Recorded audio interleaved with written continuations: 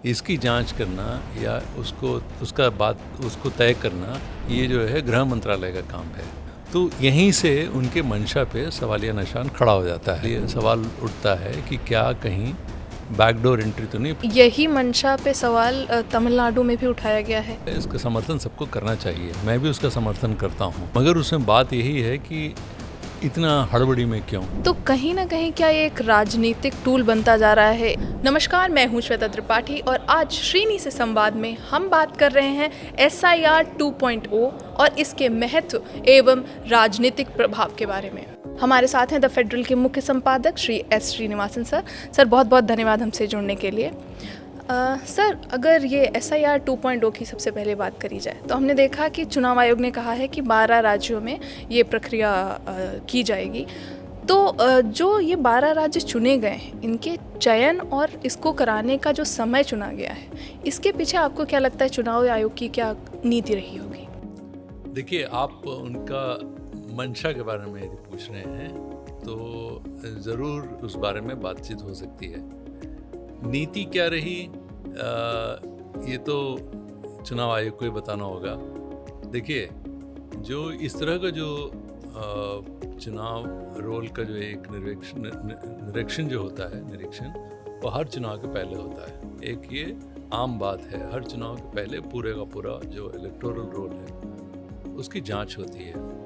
उसके 3 कारण हैं जो मैं पहले भी बता चुका हूँ। एक तो ये है कि शहरीकरण से ये कारण उन्होंने ही दिया इलेक्शन कमीशन में, उसी को पढ़ देता हूँ। शहरीकरण से प्रवास बढ़ा है, काफ़ी ज़्यादा तो लोग शहरों में रहने लगे हैं। दूसरा, दोहरे पंजीकरण की बड़ी समस्या है इस कारण जी।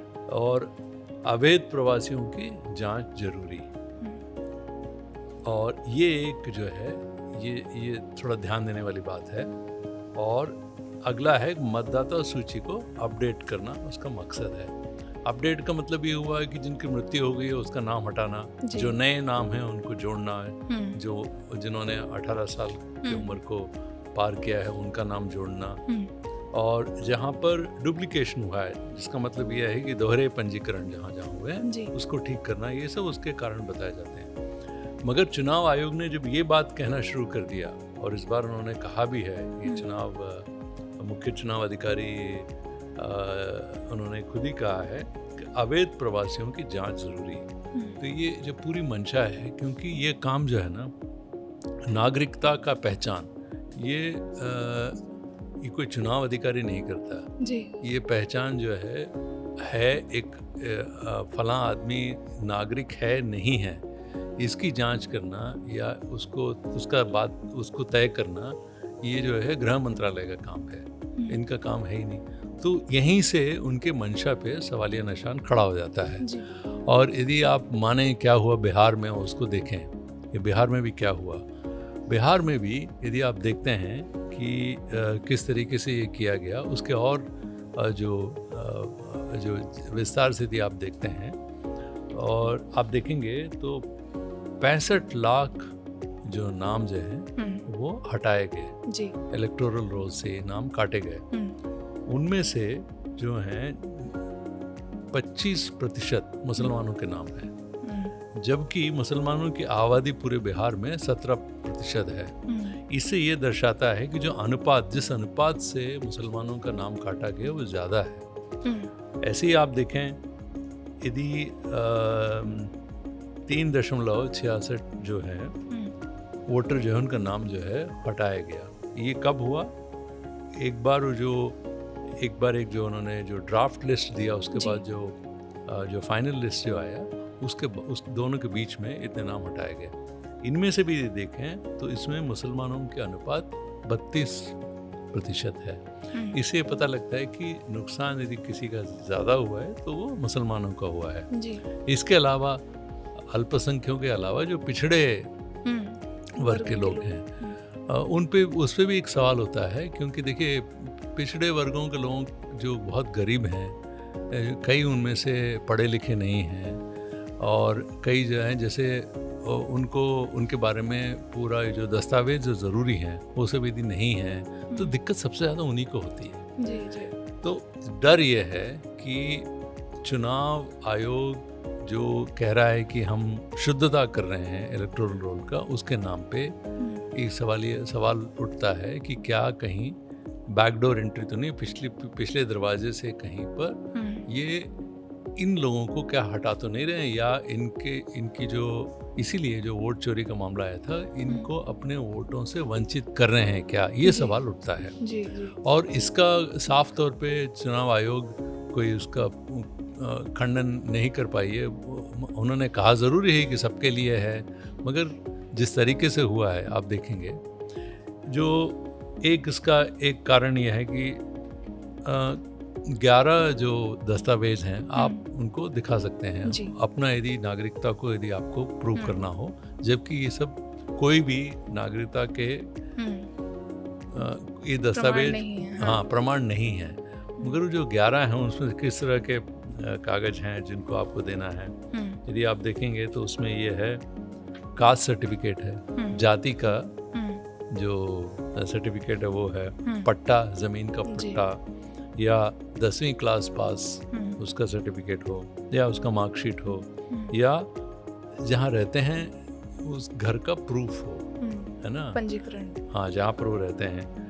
अब ये सब आप देखेंगे उस 11 में से 8 तो ऐसे हैं जो ये उससे ये नहीं कह सकते आप कि ये भारत के नागरिक हैं या नहीं।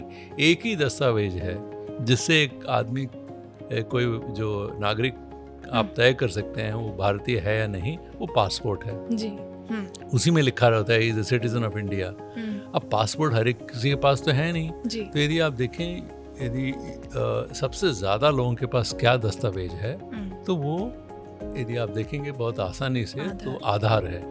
तो चुनाव आयोग उस आधार को उसमें लाने के लिए इन 11 दस्तावेज में उसको लाने के लिए उन्होंने बड़ी आनाकानी करी। आपने देखा है सुप्रीम कोर्ट में जाके उन्होंने बार हलफनामा किया कि नहीं, इसकी ज़रूरत नहीं है, ये तो सिर्फ आइडेंटिटी कार्ड है, ये नागरिकता को प्रूव नहीं कर सकता। यदि आप ये बात उनकी सही है, 8 और जो डॉक्यूमेंट्स हैं, दस्तावेज हैं, वो भी कोई आपके नागरिकता को नहीं दर्शाता। जब वो हैं ये भी रह जाए, उसमें क्या गलती है। इतनी बात इसीलिए आधार पे हो रही है कि आधार सबसे ज़्यादा, यदि लोगों के पास यदि कोई दस्तावेज है तो सबसे ज़्यादा आधार है। देखिए, कई लोग जो पढ़े लिखे नहीं हैं उनके पास 10वीं क्लास से कहाँ आएगा, कास्ट सर्टिफिकेट से किसके पास होगा, या पट्टा किसके पास होगा, ये सब थोड़ा सा दिक्कत करने वाली बात है। तो इसीलिए ये सब बातें उठी थी कि क्या उनकी मंशा क्या है, क्यों ये करना चाहते हैं। एक तो वो है। दूसरा, अब जो उन्होंने अभी बताया कि 12 प्रदेशों में और जो केंद्र संचालित जो प्रदेश हैं उनमें भी, जैसे पुदुचेरी है, हाँ। उनमें भी होना है। यदि आप देखते हैं कि इसमें काफ़ी विरोधाभास है। पूर्वी बंगाल में तो होना है SIR, मगर बगल में जो आसाम में वहाँ नहीं होगा। केरल में वो कह रहे हैं कि देखिए, हम लोगों को जो लोकल बॉडी इलेक्शंस हैं या यहाँ का जो चुनाव होने हैं, उसके लिए हम चाहते हैं कि वहाँ के CEC ने भी लिखा है, चीफ स्टेट इलेक्टोरल ऑफिसर ने लिखा है, सब वहाँ की सभी पार्टियां कह रही हैं कि आप अभी मत कराइए, कोई जल्दी नहीं है। वहाँ तो उन्होंने कहा नहीं होगा। और महाराष्ट्र में जब वहाँ पर 2022 के बाद से कुछ नहीं हुआ है, वहाँ पर भी लोकल बॉडी इलेक्शंस होने हैं, वहाँ के जो म्युनिसिपल इलेक्शन है वो होने हैं, है ना, मगर वहाँ पर ये कहा जा रहा है कि नहीं, अभी नहीं होगा क्योंकि ये चुनाव होने हैं। तो इस तरह का जो विरोधाभास है, इससे भी एक लोगों के मन में एक आशंका है, और जो विपक्ष है वो ज़रूर इस बात को उठा रही हैं कि भाई इस तरह से क्यों हो रहा है। इसका मतलब ये है कि आपका क्या मंशा है, क्या आपका सोच साफ है, इस पे बहुत सारे निशान हैं। इसीलिए ये बात जो है काफ़ी कंट्रोवर्शियल हो जाती है। जी सर, जैसा आपने बताया कि बिहार के समय जब हमने देखा कि कहीं पंजीकरण से रिलेटेड काफ़ी प्रश्न उठाए गए थे कि कहीं दोहरे पंजीकरण हैं, देखा गया कि मृत लोगों का नाम लिस्ट में रह गया और फ़ोटो गलत रही हैं। तो ऐसी कई कमियां हैं, ऐसी कई खामियां हैं जो बाहर आई बिहार के समय पे। तो इस बार अब भी जब SIR 2.0 लागू किया जाएगा, तो ऐसे में ऐसी कौन सी गलतियां हैं जो ना दोहराई जाएं और ऐसे टाइम पे हम ये भी देख रहे हैं कि जब चुनाव आयोग के ऊपर विश्वास ऑलरेडी लोगों का नहीं है, मतलब कहीं ना कहीं प्रश्न उठाए जा रहे हैं, तो ऐसे में ऐसी कौन सी कमियां हैं जो बिल्कुल भी होनी नहीं चाहिए ताकि ये पूरी प्रक्रिया सही ढंग से हो सके? देखिए, ये जो पुनरीक्षण होता है जी, जो पूरे जो इलेक्टोरल रोल का, वो एक ठीक तरह से किया है तो एक अच्छा काम है जी।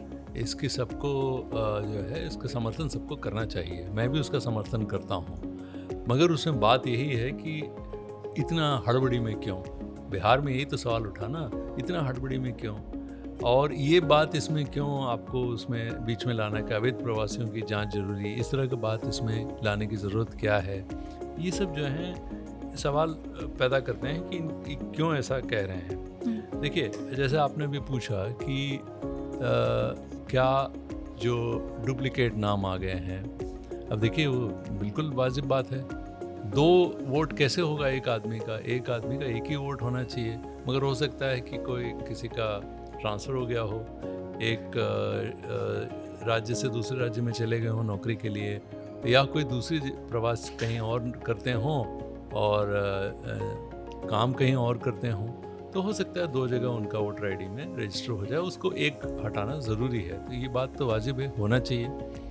उसके लिए सबसे आसान काम है, एक सॉफ्टवेयर है जो है डी डुप्लीकेशन सॉफ्टवेयर है, उसको यूज़ कर सकती है इलेक्शन कमीशन। उससे क्या है कि साफ साफ पता चल जाएगा कि किनके नाम 2 बार आ रहे हैं। आपने भी एक्सेल शीट में काम किया होगा, देखा होगा कि सब जो है ये सब आजकल तो तकनीक इतनी बढ़ गई है, मगर चुनाव आयोग उसका वो नहीं करेगा, वो उसका संज्ञान ही नहीं लेगा, वो कहता जरूरी नहीं है। तो ये सब बातें क्यों हो रही हैं? मगर ये ज़रूर है कि बिहार में जो हुआ है उसके बाद इस बार जो बाकी जो 12 प्रदेशों में हो रहा है, चुनाव आयोग ने खुद ही कुछ जो है कुछ बदलाव किए हैं जो कि अच्छे बदलाव हैं। ये जनता को थोड़ा सुकून देगा, उससे ज़्यादा चुनाव आयोग को भी सुकून मिलेगा उससे। पहला तो ये है कि हर किसी को अपना दस्तावेज देने की ज़रूरत नहीं है। तो सभी नागरिक हैं, जैसे करीब आप मान लीजिए उत्तर प्रदेश में करीब 15 करोड़ लोग हैं, तो हर आदमी को या हर महिला को अपना जो रिटर्निंग ऑफिसर को जाके अपना फॉर्म भर के देना है उनको, मगर उसके साथ एक दस्तावेज देने की ज़रूरत नहीं है। ये सिर्फ उन्हीं लोगों को देना होगा जिनका नाम वहाँ के इलेक्टोरल रोल में पहले से नहीं हो, या उनका जो पहले वाला, इससे पहले 2003 का एक जो लिस्ट है उसमें यदि उनका नाम नहीं है तो सिर्फ उन लोगों को देना होगा। तो उम्मीद यह है कि 75 से 80% लोग जो हैं वो सिर्फ उनको सिर्फ फॉर्म ही भर के देना। एक तो एक अच्छा काम हुआ है। पहले तो ये था बिहार में कि सभी को जो है दस्तावेज देने। दूसरा ये है कि किसी एक कोई व्यक्ति हो, उसका कोई दूसरा व्यक्ति या उसके जो फैमिली में कोई हो, वो भी भर के फॉर्म दे सकता है। अच्छा। तो उससे फ़ायदा यह है कि यदि कोई जो निवासी बिहार का हो या उत्तर प्रदेश का हो, वो यहाँ चेन्नई में काम करने या नौकरी करने आया हो, मगर घर वाले वहाँ पर हैं, तो वो भी उसके नाम से भर के दे सकते हैं। और तीसरा ये हुआ है कि चुनाव आयोग ने कम से कम 50 ब्लॉक लेवल एजेंट्स को, हर पार्टी के ये अधिकार दिया है कि 50 हर ब्लॉक लेवल ऑफिस एजेंट को ये अधिकार दिया है कि करीब 50 फॉर्म वो खुद भर सकते हैं किसी और के नाम पे। तो उससे ये भी फ़ायदा है, जो लोग पढ़े लिखे नहीं हैं उनका नाम लिख के दिया जा सकता है, उनका हस्ताक्षर की ज़रूरत नहीं है। ये 2-3 जो काम हुए हैं, इससे जनता को थोड़ी सी राहत तो मिलेगी जी। ये काम, ये जो बदलाव हुए हैं, ये बिहार के बाद के बदलाव हुए हैं। मगर इन सब के बावजूद मंशा पे सवालिया निशान अभी भी खड़ा है। जी। अगर जैसे कि आपने बताया कि मंशा पे सवाल है और यही मंशा पे सवाल तमिलनाडु में भी उठाया गया है, केरल में भी SIR 2.0 का विरोध हो रहा है। स्टालिन ने भी कहा है कि ये जो एक साजिश है नागरिकों के अधिकार को छीनने की, ऐसा ही बंगाल में भी हम देख रहे हैं कि काफ़ी विरोध दिख रहा है। तो कहीं ना कहीं क्या ये एक राजनीतिक टूल बनता जा रहा है, एक कि राजनीतिक तौर पे जो प्रक्रिया आ रही हैं उसको आप किस तरह से देखते हैं? देखिए, इसमें एक बहुत बड़ा यदि कोई कंप्लेंट है, कोई शिकायत है वो चुनाव आयोग पे, और ये शिकायत ये है कि कहीं वो भाजपा या बीजेपी का एजेंडा के साथ वो सोच के काम तो नहीं कर रहा है। ये एक सबसे बड़ी आशंका है लोगों को। वो इसलिए यदि बिहार में देखें या बाकी प्रदेशों में भी आप देखें तो जो वोट बेस है जो बीजेपी का, वो वर्ग दूसरा है।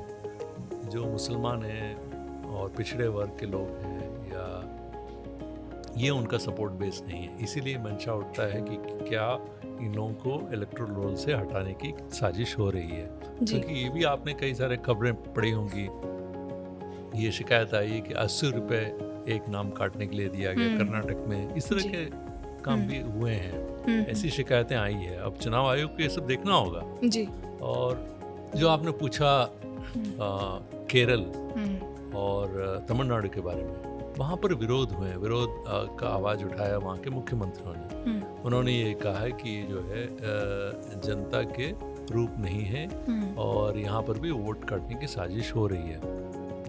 देखिए, ये दोनों जगह मुझे नहीं लगता कि ऐसा कुछ हो पाएगा। वो इसलिए कि यहाँ पर जो ब्लॉक लेवल एजेंट्स हैं या पोलिंग बूथ एजेंट्स जिनको कहा जाता है, या ज़मीनी तौर पे ये सब पार्टियाँ काफ़ी मजबूत हैं। यहाँ पर दोनों ही पार्टियाँ, प्रमुख पार्टियाँ दोनों हैं, DMK और AIDMK, और ये कांग्रेस पार्टी जो कि कमज़ोर है पूरे देश में, मगर उनका भी एक कैडर है केरल में, और वहाँ पर आपको वामपंथी पार्टियाँ उनकी काफ़ी अच्छी कैडर्स हैं वहाँ पर। इसलिए ये छेड़छाड़ करना इलेक्टोरल रोल से आसान काम नहीं होगा।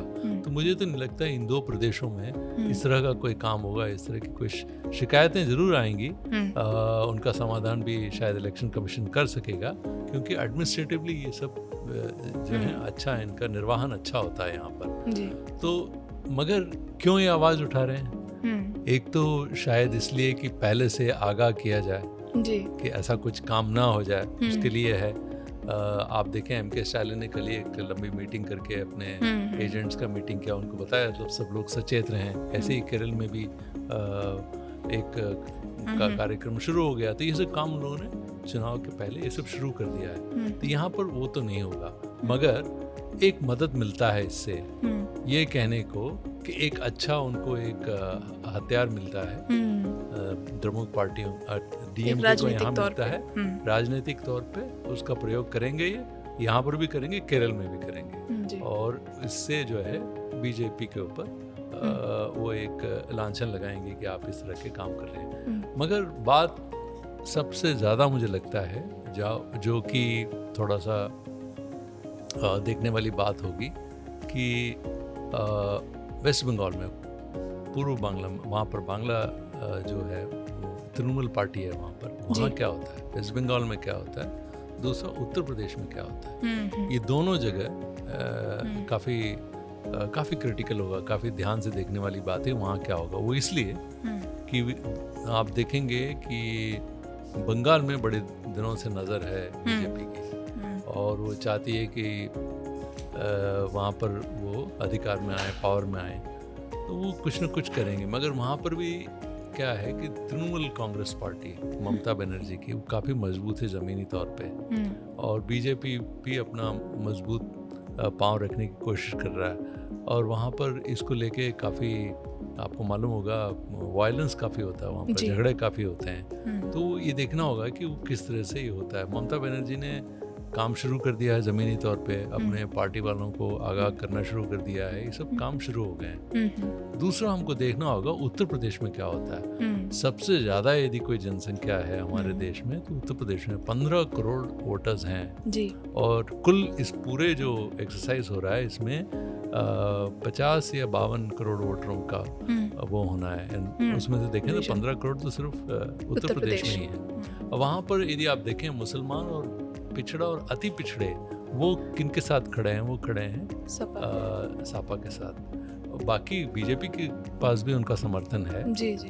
अति पिछड़ों का कुछ एक जो वर्ग है उनके साथ भी जाता है और मायावती जी भी हैं, बाकी लोग भी हैं, मगर जो खास बेस है वो यादवों का, मुसलमानों का, पिछड़े और इनका जो कॉम्बिनेशन है, इसके अलावा अति पिछड़ों के भी वोट की कोशिश करें, इसलिए वो PAD अपना एक प्रोग्राम चला रहे हैं, PDA हाँ।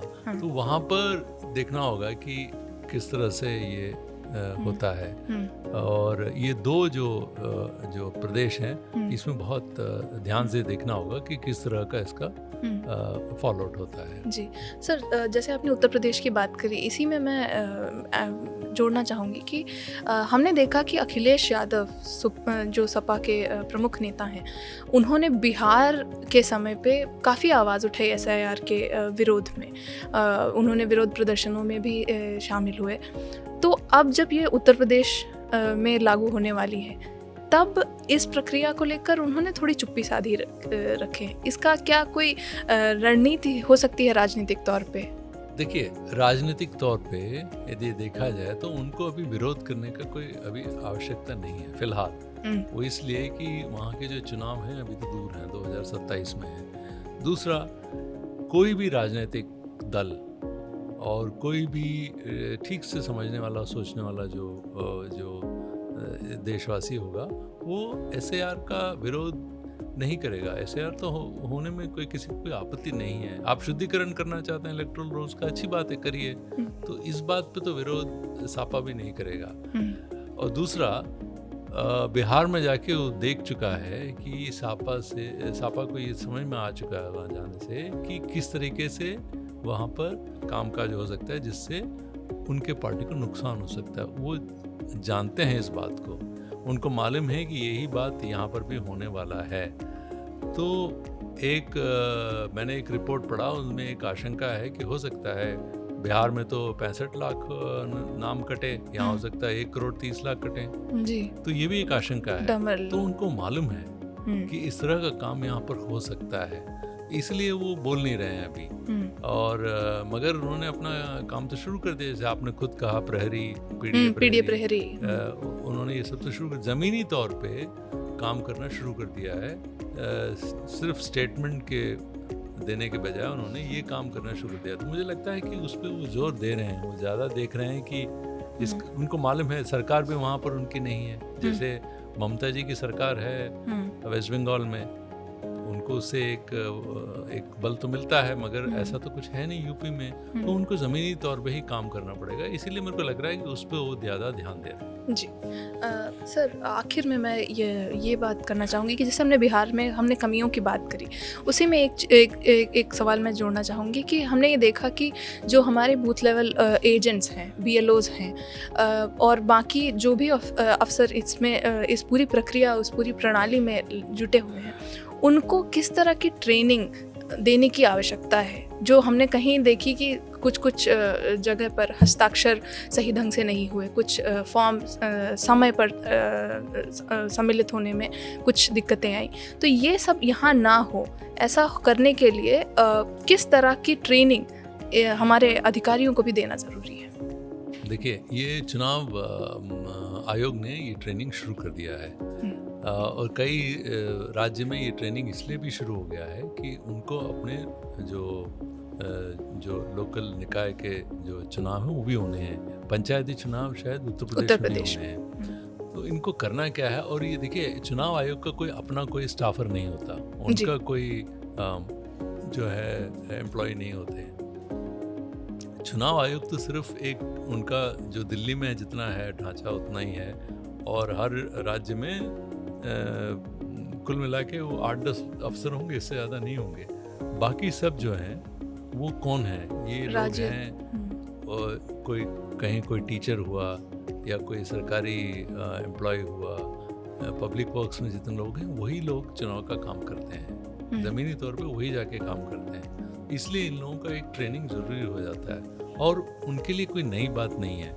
ये जितने चुनाव इस देश में अभी तक हुए हैं, ये सब चुनाव यही लोग कराते आए हैं। तो आपने देखा, तस्वीरें देखा होगा कि चुनाव अधिकारी अपना पेटी लेके कहीं जा रहे हैं। ज़्यादातर ऐसे ही लोग, वहाँ के जो लोकल टीचर्स हैं या बाकी जो सेमी गवर्नमेंट जॉब्स में हैं, गवर्नमेंट जॉब्स में हैं, सरकारी नौकरियों में हैं, वही लोग जाके करते हैं। इनको ट्रेनिंग किस बात की देनी है? सिर्फ 3-4 काम देना है।